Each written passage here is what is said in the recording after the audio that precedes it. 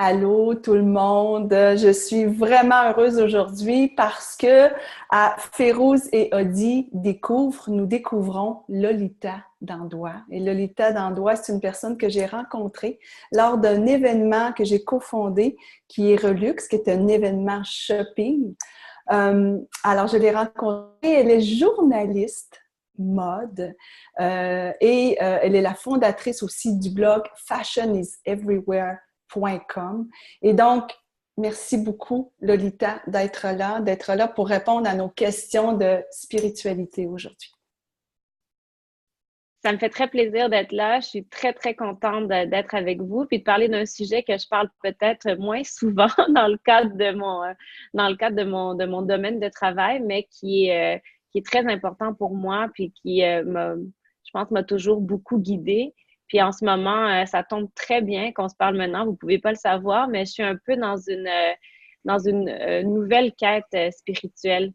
Donc, je trouve que c'est vraiment un bon moment pour qu'on discute de ça. Ah, c'est magnifique. Lolita, je vais te poser la première question. Moi, j'ai Oui. hâte de te découvrir. En fait, tu parles de spiritualité, de quête spirituelle. Tu définirais la spiritualité comme quoi? C'est quoi pour toi, la spiritualité? La spiritualité, pour moi, en fait, c'est quelque chose qui est pas palpable. C'est quelque chose qui est à la fois à l'intérieur de moi, puis que je ressens aussi à l'extérieur, mais d'une façon complètement inspirationnelle. C'est un peu qu'est-ce qui nous permet de retrouver un calme.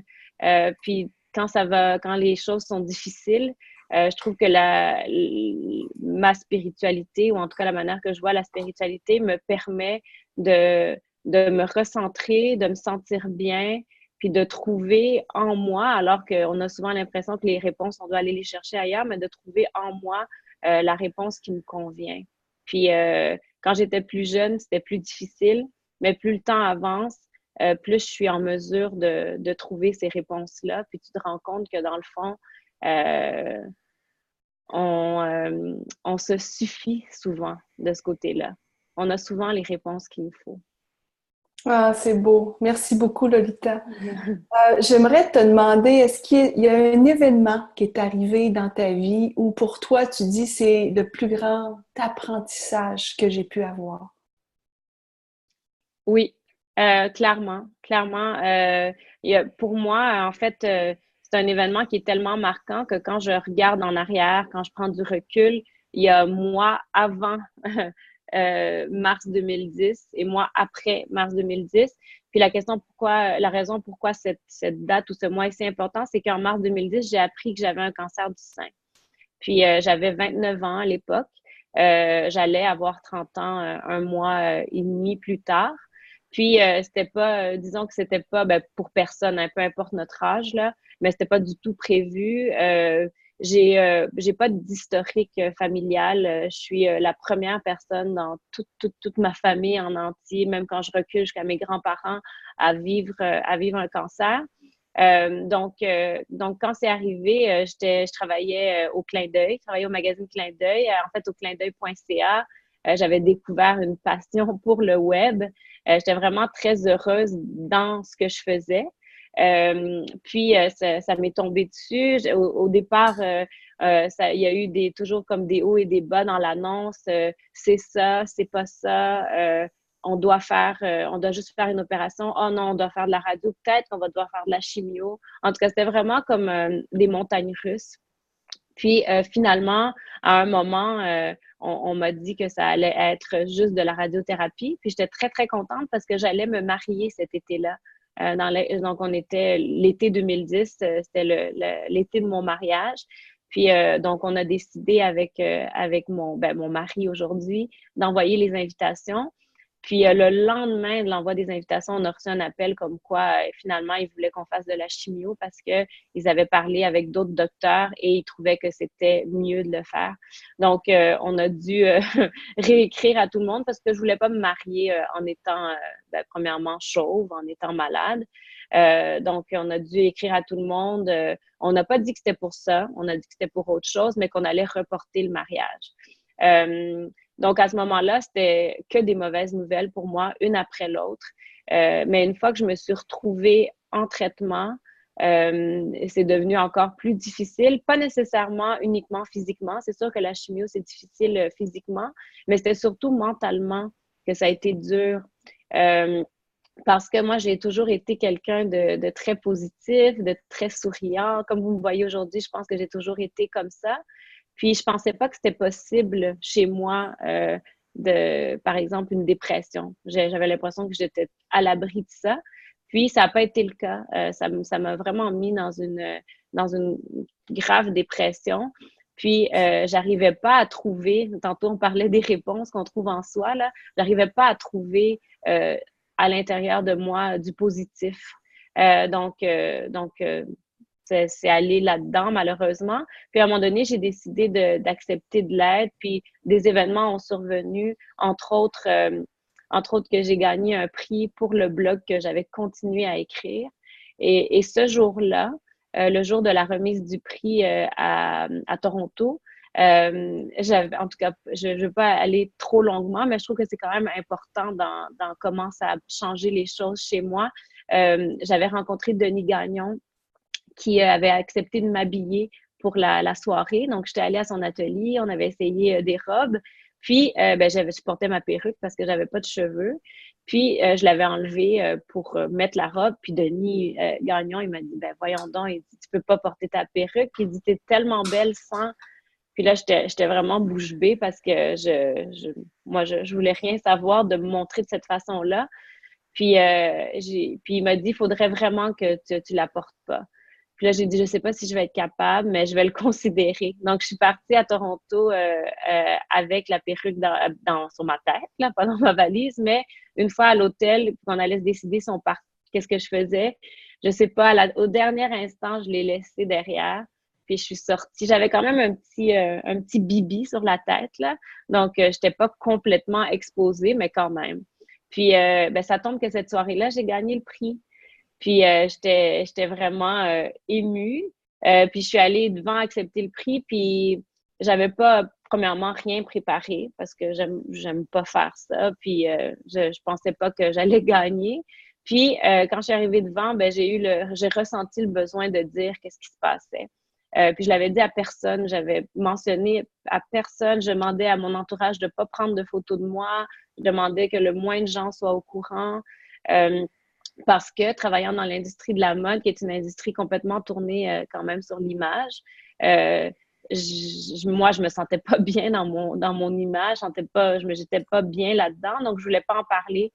Mais le fait de le dire cette soirée-là, ça a comme vraiment libéré un poids de mes épaules incroyable. Là, ça a tout enlevé. J'ai senti dans la salle, premièrement, de l'amour.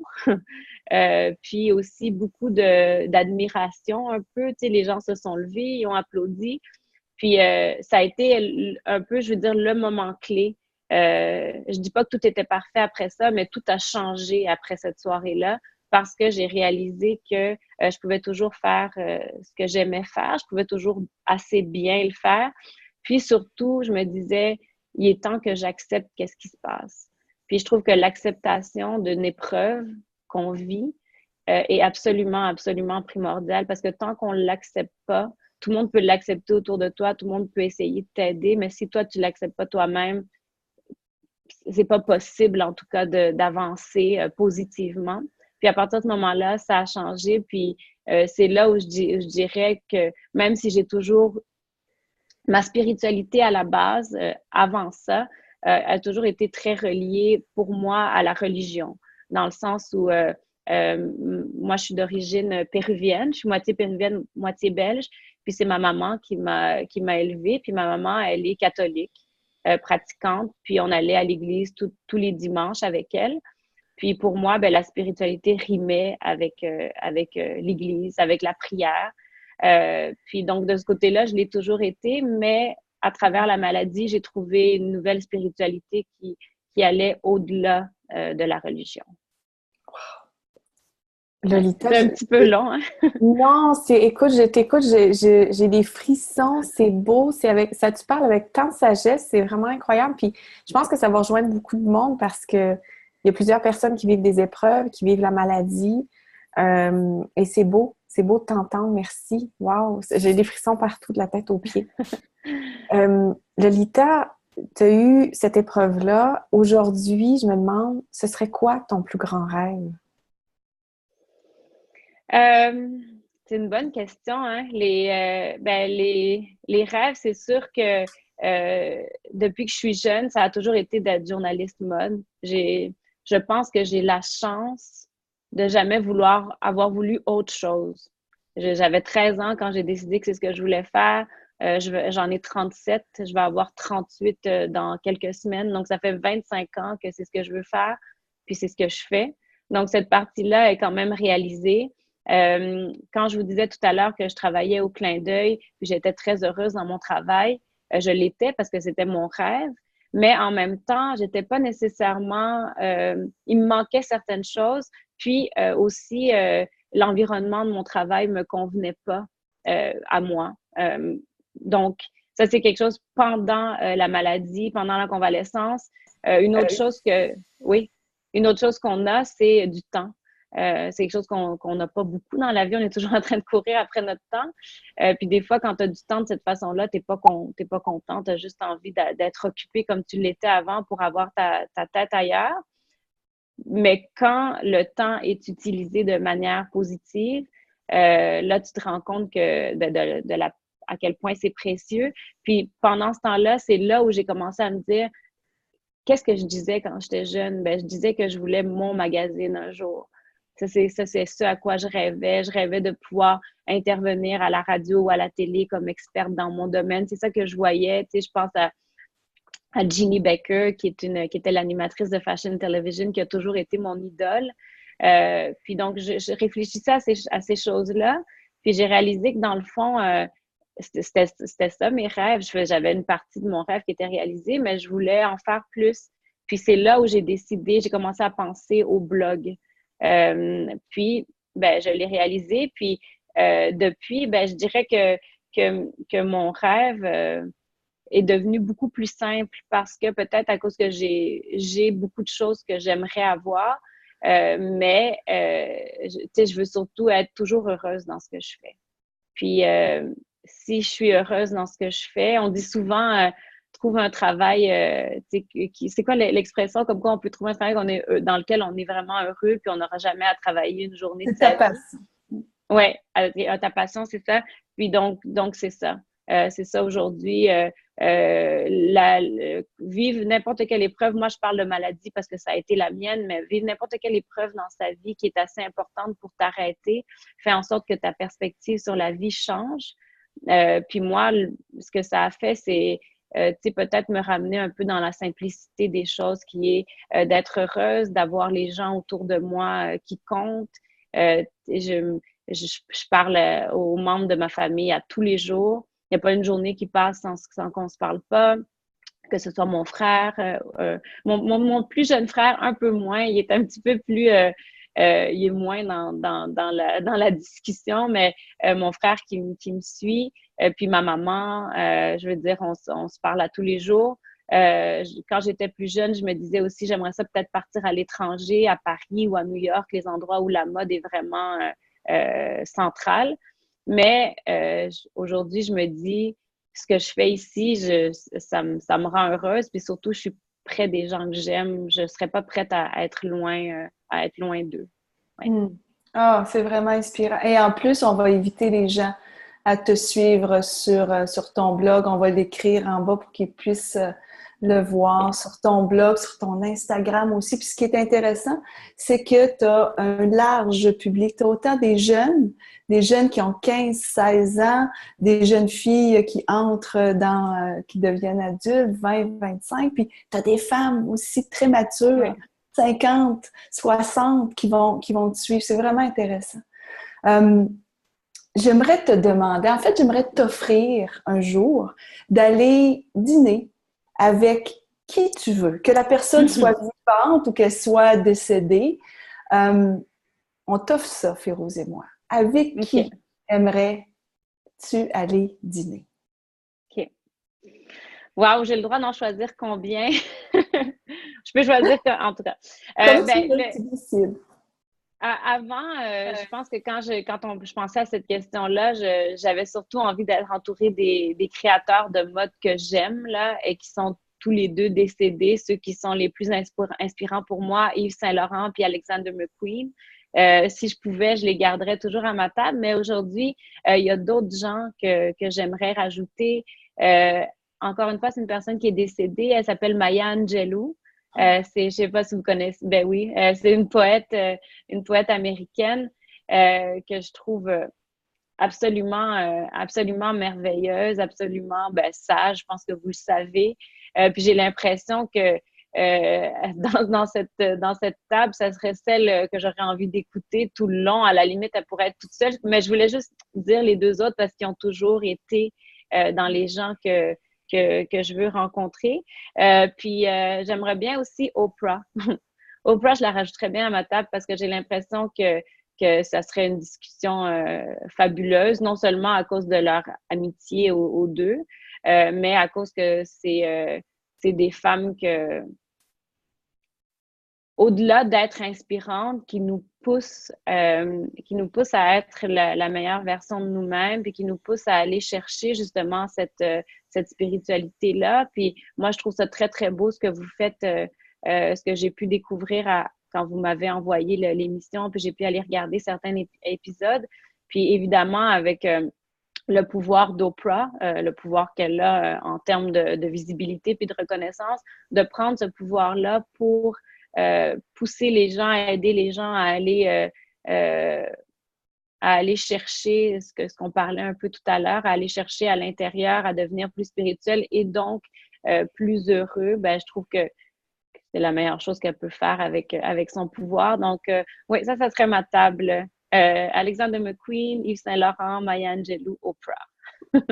Wow, c'est génial! J'irai à ta table aussi, mais en Oui. parlant d'Oprah, tu as peut-être déjà lu son livre, Ce dont je suis certaine, un livre que j'ai adoré. Donc, moi, ma question, c'est, toi, Lolita, de quoi es-tu certaine? Wow! De quoi est-ce que je suis certaine? Je suis certaine, premièrement, que je suis.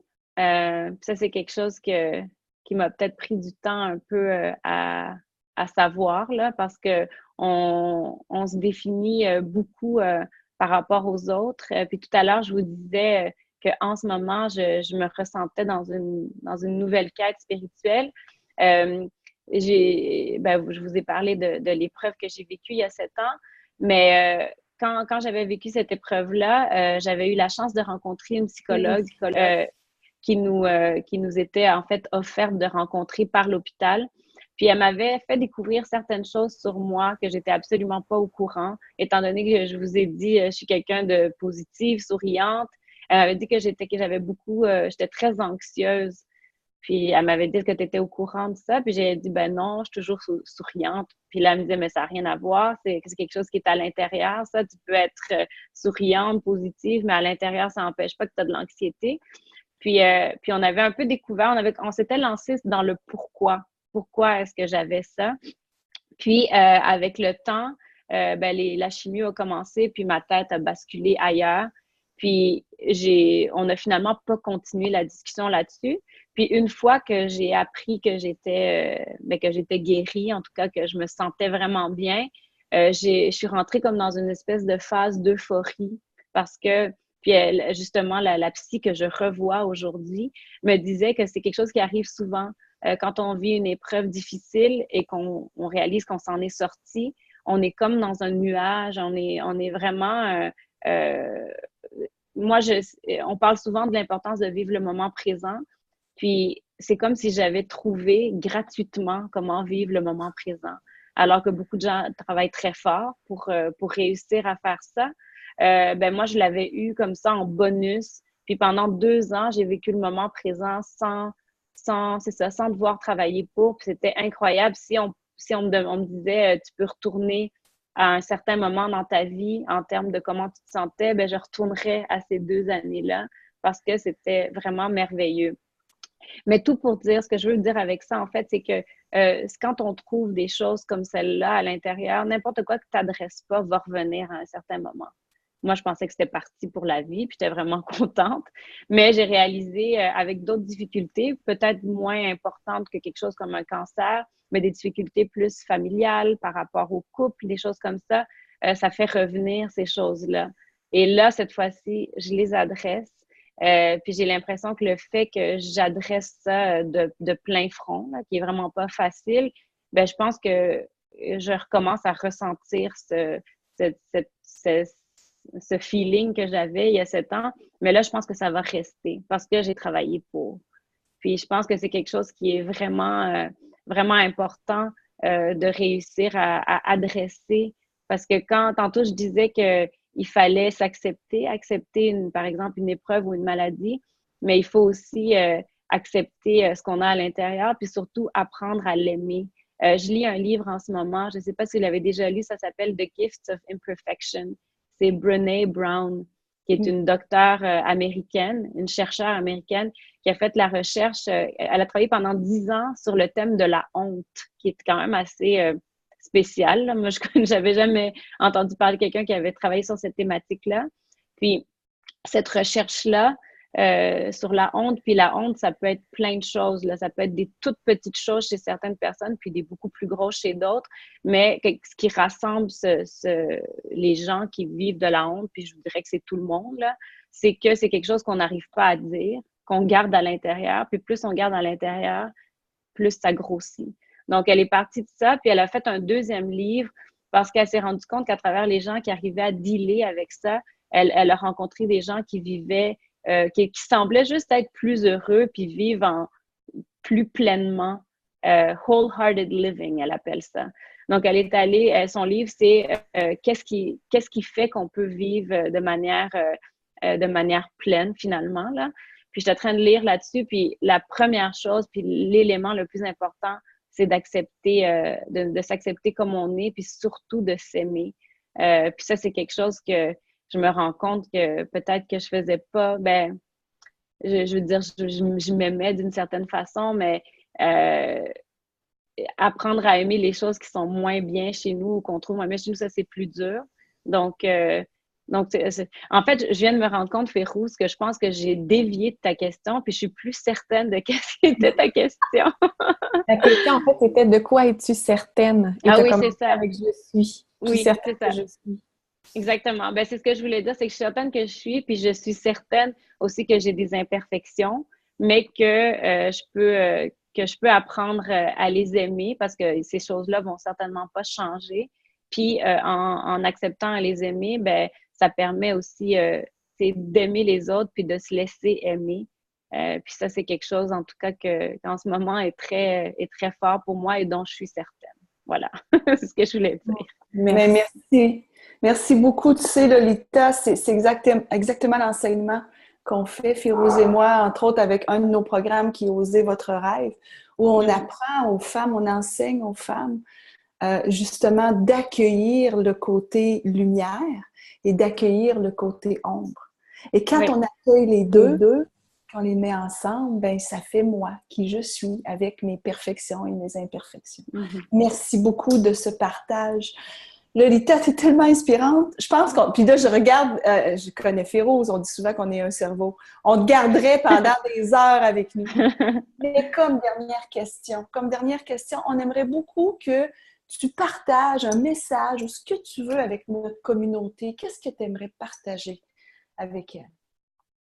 OK. Ben, en fait, si j'avais quelque chose à partager, vous me l'avez posé dans une question précédente, là, ce que j'ai le plus envie de partager en ce moment, c'est vraiment l'importance d'aller chercher en soi, puis même si c'est difficile de le faire, parce que je vous promets, là, puis ça, je sais que je suis pas si grande en âge que ça, mais étant donné ce que j'ai vécu,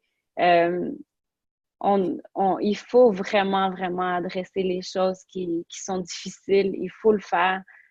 C'est la seule façon qu'on peut en fait progresser. Puis pas un jour arriver à un certain âge, puis regretter des choses. Puis j'ai envie de faire rejoindre ça avec quelque chose qui est plus relié à mon travail. Quand j'ai lancé mon blog tout de suite après la maladie, d'ailleurs, je voulais pas, oui, je vous l'ai dit, j'ai lancé tout de suite après. Je sais que que le fait de le lancer venait d'une place qui était à 100% pure. Je savais pas du tout si j'allais pouvoir gagner ma vie avec ça. À l'époque, ça n'existait pas Instagram, puis ça n'existait pas beaucoup. Il y a beaucoup de choses qui n'existaient pas, mais j'avais envie de le faire parce que c'est ce qui me rendait heureuse. Je pensais, à cause de la maladie, j'ai trouvé le courage de pas penser à l'argent, puis pas penser à qu'est-ce qui pourrait ne pas fonctionner. J'ai juste foncé. Puis aujourd'hui, 6 ans plus tard, ben, j'ai vraiment envie de nouveau reconnecter vers cette passion pure que j'avais. Pas parce qu'elle est partie, c'est juste qu'avec le temps, puis les autres choses que je vis en ce moment, je me rends compte qu'il y a quand même quelque chose qui s'est perdu à cause de la manière que l'industrie est. Puis, vieillir avec grâce, aging gracefully, j'ai le mot en anglais, mais en français, je pense qu'on pourrait dire avec grâce, c'est quelque chose qui m'interpelle beaucoup. Puis tout à l'heure, tu parlais du fait que j'avais des femmes qui me suivaient, qui avaient 40, 50, 60 ans. Puis j'ai décidé que j'ai envie de recentrer le blog vers ça. Ça ne veut pas dire que s'il y a des gens qui sont plus jeunes, ils ne peuvent pas le lire, mais j'ai vraiment envie de m'adresser à des femmes, surtout qui ont 35 ou 40 ans et plus, parce que je trouve que l'industrie de la mode, aussi belle est-elle, met souvent des limites en termes d'âge par rapport à qu'est-ce qu'on a le droit de porter, qu'est-ce qu'on a le droit d'expérimenter. Puis moi, ben, je veux dire, c'est ça, je vais avoir 38 ans, donc je suis pas loin du 40. Puis je me sens beaucoup mieux dans ma peau aujourd'hui que quand j'étais dans la vingtaine. Puis je sais qu'il y a beaucoup de femmes qui se sentent comme ça. Et alors qu'elles se sentent de cette façon, comme quoi elles sont mieux dans leur peau, il y a des limitations à cause de la manière que l'industrie communique, qui a accès à la mode dans un certain sens. Fait que ça, c'est quelque chose qui vient justement de cette nouvelle quête spirituelle, c'est de continuer à faire ce que j'aime. Et je veux jamais me dire que la mode ou c'est trop superficiel pour être spirituel. Je veux pas penser comme ça parce que c'est pas comme ça que je le vois. Moi, je vois comme étant une possibilité de se sentir mieux dans sa peau. Quand on se sent mieux dans sa peau, on s'accepte plus. Puis c'est ça, je veux parler à des femmes qui sont un peu plus âgées, si je peux dire, en tout cas, dans lesquelles je m'inclus, pour communiquer ce message-là. Donc, si jamais vous avez envie de me suivre sur mon site, c'est quelque chose que dans les prochains mois, vous allez voir, il va y avoir un petit déclic dans la manière que les choses vont être présentées, puis voir qu'il y a des femmes de 40, de 50, de 60 ans qui sont tellement inspirantes dans leur style, puis qu'elles peuvent nous montrer qu'il n'y a pas de limite à ce qu'on devrait avoir en droit d'essayer, d'expérimenter, puis qui nous permettent justement de se sentir mieux dans notre corps, dans notre peau. Voilà. Merci, Lolita. C'est vrai qu'on le garderait plus longtemps, mais on va te réécouter. Ben on oui, va te suivre sur Fashion is Everywhere, sur Instagram, sur Facebook, puis on peut aller directement sur ton blog aussi. Merci de ce beau moment de découverte. Ben, merci à vous d'avoir pris le temps de me parler. Ça me fait autant de bien. Je ne sais pas si ça vous fait du bien, mais ça me fait autant de bien à moi, parce que comme je vous dis, je pense que si on avait été il y a 6 mois, j'aurais pas réussi à dire ces choses-là. Donc, je suis très heureuse d'avoir pu vous parler. Merci beaucoup, Lolita. Merci.